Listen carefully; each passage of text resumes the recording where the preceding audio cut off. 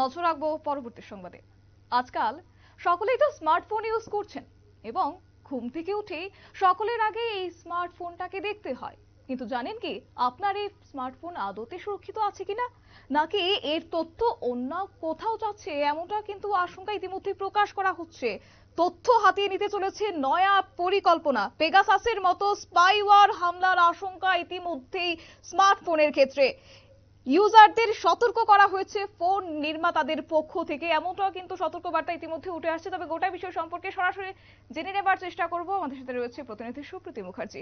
সুপ্রীতি, আজকাল সকলেই smartphone use করছে, সেই জায়গায় দাঁড়িয়ে এবার সেই স্মার্টফোনের তথ্য নাকি হাতিয়ে নেওয়ার মতো এক প্রকার পরিকল্পনা চলছে, কি বলবে তুমি, কি আপডেট পাচ্ছ?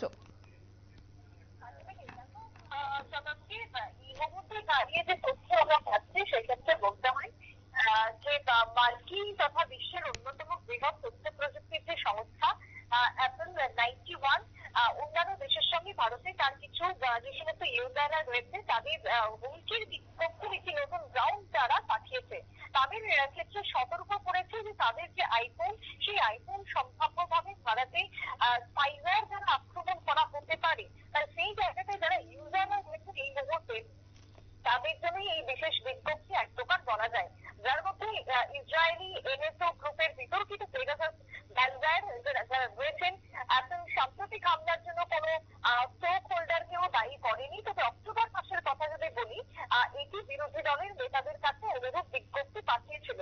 কংগ্রেসের কথা যদি বলি সেক্ষেত্রে শশী থারুর থেকে আপ সাংসদ রাঘব চাড্ডা থেকে শুরু করে তৃণমূল কংগ্রেসের মহুয়া মৈত্র থেকে শুরু করে তাদের যে আইফোনগুলিতে যে সম্ভাব্য স্টেট স্পন্সর্ড রয়েছে সাইবার হামলা, সেই সম্পর্কে সতর্কতা ইতিমধ্যেই জারি করা হয়েছিল। তবে সংস্থা ইতিমধ্যে সরকারি চাপের জেরে পরে যদিও স্পষ্টভাবেই জানিয়ে দিয়েছিল যে এটি কোনো নির্দিষ্ট স্টেট স্পন্সর আক্রমণকারীকে হুমকি বিজ্ঞপ্তির জন্য দায়ী করে না। বৃহস্পতিবারের কথাই যদি বলি, অর্থাৎ আজকে ভারতীয়দের জন্যই এই বিশেষ বিজ্ঞপ্তি জারি করা হয়েছে, কারণ বর্তমানে প্রচুর ইউজার রয়েছে ভারতবর্ষে দাঁড়িয়ে।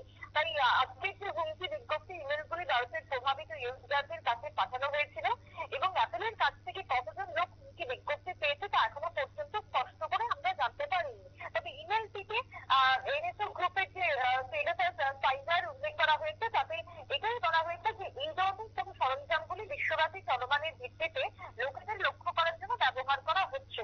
সতর্কতা হিসেবে বলা হচ্ছে যে অ্যাপল আপনার আইফোনের বিরুদ্ধে একটি টার্গেট বানাতে স্পাইওয়্যার আক্রমণ শনাক্ত করেছে। হুমকির বিজ্ঞপ্তির বিষয়ে লাইন করে যার একটি অনুলিপি দ্য ইন্ডিয়ান এক্সপ্রেস ইতিমধ্যেই তোমার কার্যত দেখছে। তবে সব জায়গা থেকে যে কথা বলা হচ্ছে তোমার বিশেষ করে অ্যাপল যেটা শনাক্ত করেছে ভারতের স্পাইওয়্যার হামলার টার্গেট হচ্ছেন সমস্ত অ্যাপলের আইডি গুলো, বিশেষ করে যেগুলো এক্সেক্টাস এর সাথে যুক্ত, আইফোনের সাথে দূরবর্তী ভাবে আপোষ করার চেষ্টা করছে, সেই সমস্ত ক্ষেত্রে কিন্তু বিশেষ সতর্কতা অবলম্বন করা হয়েছে। তবে দেখো বর্তমানে ভোট মৌসুম এবং ভোটের কাজের ক্ষেত্রে বিভিন্ন নেতা মন্ত্রীদের ফোন হ্যাক থেকে শুরু করে এই যে পেগাসাসের কথা আমরা বলছি, সেই ক্ষেত্রে লক্ষ্য করা যায় এই বিষয়গুলি পশ্চিমবঙ্গের বিধানসভার সময় আমরা দেখেছিলাম, যেগুলো খুব চেনা ছবি। তাই এই মুহূর্তে দাঁড়িয়ে এক প্রকার বলা যায় ভারতবর্ষের ভোট আবহে সেই সতর্ক বার্তা এবার অ্যাপলের পক্ষ থেকে করা হলো, যাতে করে তোমার যে সমস্ত ইউজাররা রয়েছেন তারা যাতে সতর্ক এবং তারা যাতে ভালোভাবে থাকতে পারেন, কোন রকম ভাবে কোনো কিছুতে যাতে জড়িয়ে না পড়েন, সেই জন্য এই বিশেষ সতর্ক বার্তা সবাইকে। একদমই সুপ্রীতি, ধন্যবাদ। বিস্তারিত তুলে ধরলো আমাদের প্রতিনিধি সুপ্রীতি মুখার্জি। এবং এক্ষেত্রে বলা আছে যে মার্কিন তথা বিশ্বের অন্যতম বৃহৎ প্রযুক্তিযুক্ত সংস্থা অ্যাপলের পক্ষ থেকে ইতিমধ্যে ইউজারদের জন্য এবার বিশেষ সতর্কবার্তা জারি করে দিয়েছে। নিয়ে নিচ্ছে ছোট একটি বিজ্ঞাপন বিরতি, সঙ্গে থাকুন।